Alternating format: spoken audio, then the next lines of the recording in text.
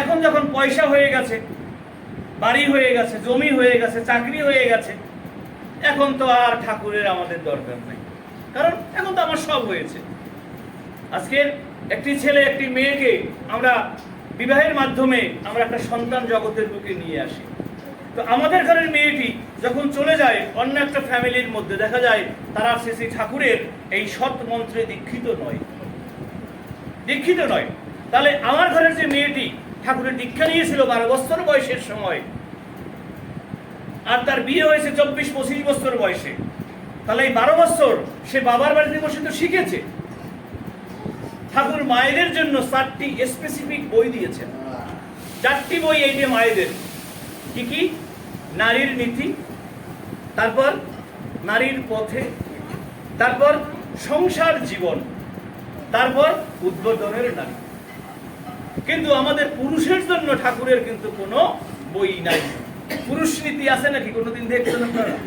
পুরুষ নীতি নাই, কিন্তু নারীর নীতি আছে। তার মানে কি? নারীর নীতি কি? নারী কোন নীতিতে চলবে? তাহলে একটি মেয়ে 12 বছর বয়সে দীক্ষা নিয়েছে, আর 20 বা 22-এর সময় তার বিয়ে হয়েছে, তাহলে এই 8 বছর 9 বছর মেয়ে তো বাবার বাড়িতে শিখেছে, কিন্তু শ্বশুর বাড়িতে যখন সে যায় ওই মুখী সে ডাইভার্ট হয়ে যায়। শ্বশুর বাড়িতে গিয়ে সে কিন্তু আর জমাতে পারে না। ঠিক আছে? কেন পারে না? কারণ একটি মেয়ের প্রথমে শ্বশুর বাড়িতে গিয়ে কাজটা কি? প্রথম কাজই হচ্ছে শ্বশুর এবং শাশুড়ির যত্ন করা। সেই যত্ন মানে তারা যা করলে খুশি হন তাই করা। দেখা যায় শাশুড়ি একটু লাল চা পছন্দ করে, কিন্তু বৌমা সে দুধ চা পছন্দ করে। এখন বৌমার কর্তব্য কি বলেন তো? বৌমার কর্তব্য কি? লাল চাই করা। শাশুড়ি স্নান করতে গেছে, শাশুড়ির কাপড়টা একটু কেচে দেওয়া, শাশুড়ির কাপড়টা একটু ধুয়ে দেওয়া। শ্বশুর মশাই কি খেতে ভালোবাসে, শ্বশুর মশাইয়ের কি দরকার, এই যে সার্ভিস, এই সার্ভিসের মাধ্যমে কিন্তু বৌমা সবার প্রিয় হয়ে যাচ্ছে। এই বৌমা কিন্তু সবার আপন হয়ে যাচ্ছেন। আমরা অনেক বাড়িতে দেখেছিলাম বিয়ের আগে একটা মেয়ে শৈস্তনী নিয়েছে, এটা বরগুনায়। বিয়ের আগে শৈস্তনী নিয়েছে, যখনই সম্বন্ধ দেখতে আসে, যখন শোনে যে মেয়েটি নিরামিষ বুঝি, এই আর সম্বন্ধ হয় না। কারণ মেয়ে নিরামিষ বুঝি, ছেলে তো মাছ খায়, ছেলের বাড়ি সবাই মাছ খায়, তাহলে এই বউটার জন্য আবার নিরামিষ রান্নার ব্যবস্থা কে করবে? যত সম্বন্ধ আসে আর সম্বন্ধ হয় না। পরে তখন তো চিঠির যুগ, আমার কাছে চিঠি লিখছে মেয়ের বাবা, বলছে দাদা আমার তো মেয়ে দেখতেও সুন্দর, সব বডিও ফিট, সব ঠিক, কিন্তু সম্বন্ধ প্রস্তাব যখন দেয়, সম্বন্ধ দেখতে আসে, সব পছন্দ, কিন্তু যেই শুনে মেয়ে নিরামিষ বুঝি, এই কিন্তু আর সম্বন্ধ হয় না। তখন আমি আবার চিঠিতে লিখছিলাম, আপনার মেয়ে যে নিরামিষ বুঝি তা বলেন কেন? ওইটা নিয়ে যখন গন্ডগোল, ওইটা আপনি কোন কেন? মেয়ে দেখে পছন্দ হয়েছে, বিয়ে হইবে, শেষ। উনি আবার চিঠিতে লিখছেন, এখন যে বলবো না, বিয়ের পরে গিয়ে কি করবে? তখন কি আপনি বোঝেন কি অবস্থা সৃষ্টি? আমি বললাম সেটা আমি বুঝবো, আপনি টেনশন করেন কেন? তারপরে ওই মেয়েটার কাছে আমি এবার চিঠি লিখলাম যে তুমি যে নিরামিষ বুঝি, এই কথা তুমি কাউকে জানাবে না, কেউ জানবেও না। তো বিয়ের দিন কি হবে? বিয়ে হবে, বিয়ের পরে তো বিয়ের আসর থেকে নামার পরে এবার খেতে দেবে, মাছ টাছ দিয়ে দিয়ে বিভিন্ন খাবার দেবে না?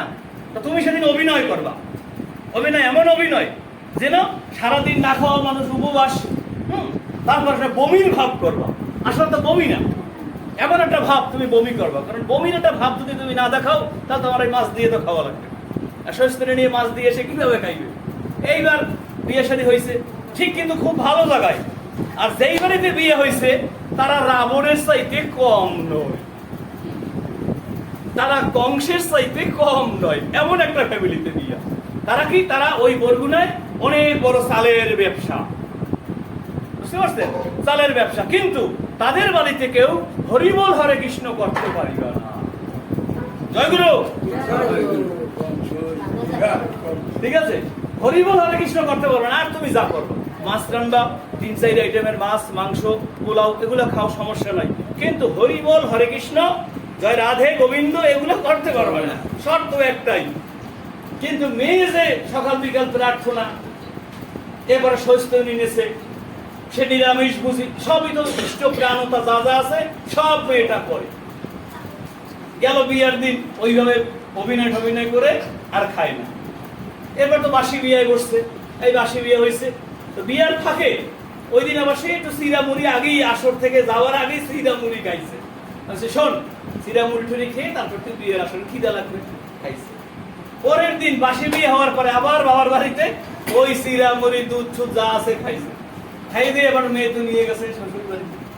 শ্বশুর বাড়িতে নেওয়ার পরে তার পরের দিন হচ্ছে বৌভাত, আবার কিন্তু ওই মাছ মাংস রোস্ট ফোস্ট বিশাল আয়োজন। আর ওই দিন সে কি করবে? ওই দিনও কিন্তু সে ওই রকম একটা অভিনয় করে ধরে এবার কিন্তু সে আর খাই নাই। সবাই হচ্ছে থাক, হয়তো আজকে একটা বমি টুমি করতে পারে বা অসুবিধা, খাবারের দরকার, ওই দিনও কিন্তু সে কাটাইছে। কিন্তু চতুর্থ দিন সকালবেলা উঠেই সে প্রার্থনা করছে। বৌভাত পার হয়ে গেল, পরের দিন সকাল উঠে প্রার্থনা করে। এখন শাশুড়ি বলে, বৌমা আমাদের বাড়িতে তো এগুলো চলবে না মা, এইগুলো চলবে না, তুমি যা করো করো, এগুলো চলবে না। কিন্তু সে নিরামিষ বুঝি, আজ কিন্তু 4 দিন, এই 4 দিন কিন্তু সে চিরা মুড়ি এটা ওটা খেয়ে কিন্তু কাটিয়েছে। কিন্তু ওই মেয়ে কি করছে, শাশুড়ি কি পছন্দ করে, শাশুড়ির ওই ধান্দায় সে শুধু আছে। যেই শাশুড়ি চা করতে যায়, এবার বলে, মা আমি থাকতে আপনি কেন চা করবেন, আমি আছি না, আমি আপনার ছেলের বউ, আমি আছি না, আমি চায়ের ব্যবস্থা করবো। এবার চায়ের চিনিটা কেমন খান, লাল চায়ের ভিতরে একটু লং খান, লং বুঝেন তো, লবঙ্গ, একটু আদা খান, এগুলো সব শুনে নিয়েছে। ঠিক সুন্দর উনি চা করে নিয়ে আসে। কিন্তু শ্বশুর মশাই এবার লাল চা খায় না, এর আবার দুধ চা ছাড়া চলবে না। ওই শ্বশুরের জন্য আবার 1 কাপ দুধ চা বানায়।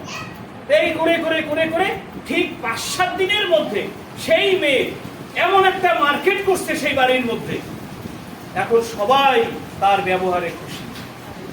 এখন সে যে প্রার্থনা করে, শাশুড়ি এসে তার সাথে বসে। এবার প্রার্থনা শেষ হয়েছে, শাশুড়িকে প্রণাম করে, শ্বশুরকে প্রণাম করে। এই করতে করতে সে 10-12 দিনের মাথায় সে তার শাশুড়িকে বলছে যে মা, সে কিন্তু সবাই কনভার্ট, একেবারে দেবর ননদ যা জাওয়ালি সব কনভার্ট তার কাছে।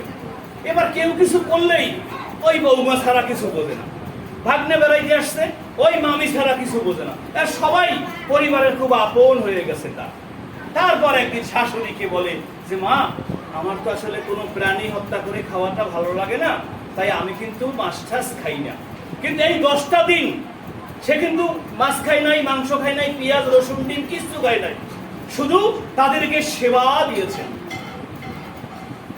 এই সেবা দিয়ে সে খুব কাছের হয়ে গেছে। এই করে করে করে করে তারপরে ঠাকুরের একটা ছবি নিয়ে গেছে। সেই ছবিখানা দিয়ে ছোট্ট একটা সিংহাসন, ওই সিংহাসনে ঠাকুরের ছবি বসিয়ে দিয়েছে। সুন্দরভাবে এখন প্রার্থনা করে।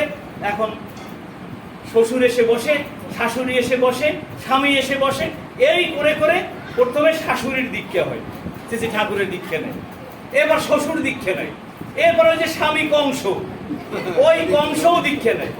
এই করে করে 1.5 মাস 2 মাসের ভিতরে সেই বাড়ির ওই শাশুড়ি বলে, বৌমা তুমি তো আমাদেরকে মাছ মাংস রান্না করে দাও, আর তুমি তো নিরামিষ খাও, তো এত কষ্ট তোমার হয়, তো একটা কাজ করি, আজকে থেকে আমি আর মাছ মাংস খাবো না। জয় গুরু, জয় গুরু।